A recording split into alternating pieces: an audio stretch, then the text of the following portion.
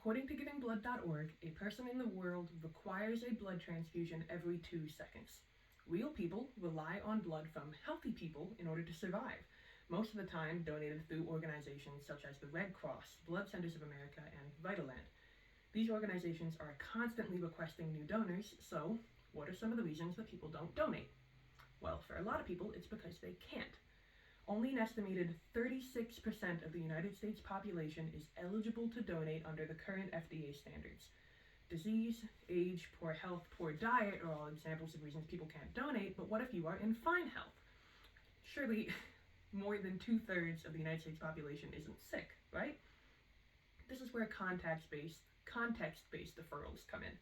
The FDA tends to prevent people from donating that are deemed too risky. This includes people who have traveled from areas far away for fear of malaria, and it includes people who have recently gotten a piercing or a tattoo for fear of use of unclean needles. It also includes all gay men. In 1985, the FDA instituted a lifetime ban banning all men who have ever had sex with another man from donating blood. Coming from the height of the AIDS crisis, a time when this disease couldn't be reliably tested for, had no treatment options, and was generally not understood, this ban seemed almost reasonable. The public was terrified of AIDS, and statistically, men who had sex with men were the most likely to get it. Today, we know a lot more about AIDS. Within a few years, we had basic treatment plan options.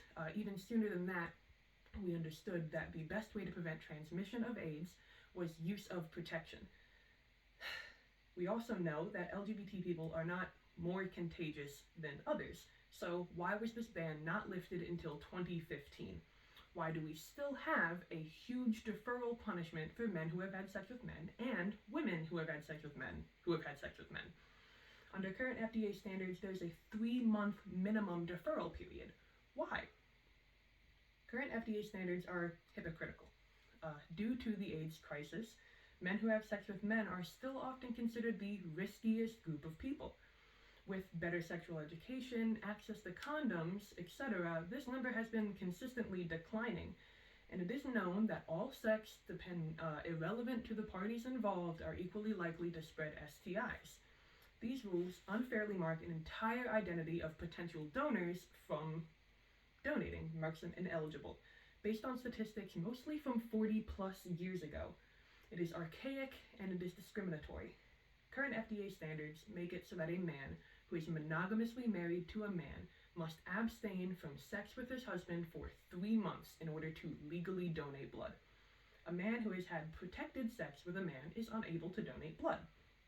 All units of blood go through STI testing and testing for various illnesses. HIV tests today are over 99% positive.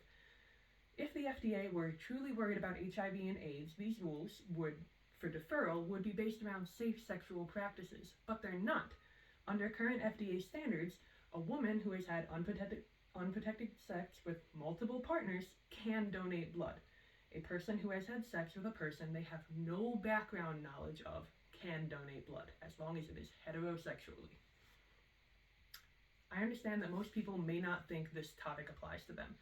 The audience analysis survey I did showed that most people who answered have never donated blood before, and out of those who did answer, almost nobody has ever been deferred from donating blood before.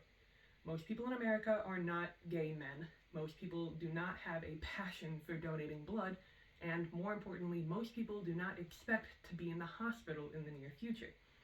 However, real people need blood. Real people need healthy blood that comes from whoever is ready, able, and willing. In the real world, there is a constant shortage of blood for transfers. If you needed blood tomorrow, you would want to know that it came from an organization that had your health and safety in mind, an organization with standards that made logical sense. If your parent or your child needed blood today, you would not want that blood to be contested due to a shortage worldwide. Even if socially this topic doesn't apply to you, it has an impact on entire communities, on your community, on my community. The survey also showed that almost everybody believes that sexually active adults should be able to donate blood, within the reason that they are healthy and that the blood is tested, which it is. Even so, For an average person, fighting the FDA's policies isn't exactly on the radar of things that we are able to do. This does not mean that there is nothing that we are able to do. Supporting organizations that can make changes is easier and has a directly positive impact on communities. If you can, donating blood to and backing these organizations that really value health and safety is great. Top donation facilities are advocating for better policies and have been for years. Improving donation standards improves their own practices, and it limits shortages of blood, making their jobs easier. Better standards also prevents bad blood from slipping through the cracks. The Red Cross, for example, advocates for less discrimination policies. In fact, it has an entire section on its website dedicated to supporting LGBT communities, answering questions, and explaining why they have to follow FDA standards even if they don't agree with them. The Red Cross is just one recognizable and reputable example of an organization that does this. Many donation organizations support safer and more logical standards. Current FDA rulings simply aren't consistent, and they don't truly have the health and safety of the people that they're treating in mind. It does not make sense to defer against an entire group based on orientation and have no deferral standards based on their actual behavior and their actual sexual practices. If you're healthy, you should be allowed to donate. If you're healthy, you should be allowed to help other people. And since a lot of us are healthy and are able to donate, it is best to do so via an organization that is trying to actually make the system better.